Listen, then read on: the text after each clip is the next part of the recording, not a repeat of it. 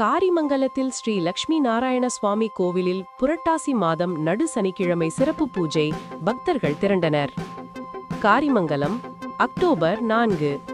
இன்று தர்மபுரி மாவட்டம் காரிமங்கலம் அக்ரஹாரத்தில் அமைந்துள்ள ஸ்ரீ லக்ஷ்மி நாராயண சுவாமி கோவிலில் புரட்டாசி மாதம் நடு சனிக்கிழமையை முன்னிட்டு சிறப்பு பூஜைகள் நடைபெற்றது. அதிகாலை 5 மணிக்கு சுவாமிக்கு சிறப்பு அபிஷேகம், அலங்காரம், தீபாராதனை நடந்தது. சுற்றுவட்டார பகுதிகளிலிருந்து பக்தர்கள் திரண்டு வந்து பெருமாள் அருள் பெற்று சென்றனர். தொடர்ந்து பக்தர்களுக்கு பிரசாதம் வழங்கப்பட்டது. ஏற்பாடுகளை அறங்காவல் குழு தலைவர் மாதப்பன் மற்றும் அறங்காவல் உறுப்பினர்கள், செயல் அலுவலர் கீர்த்தனா, அர்ச்சகர் மஞ்சுநாத் ஆகியோர் செய்திருந்தனர்.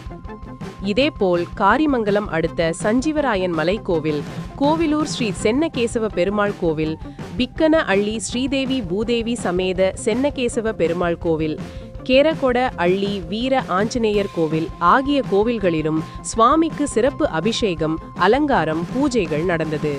அன்னதானமும் வழங்கப்பட்டது.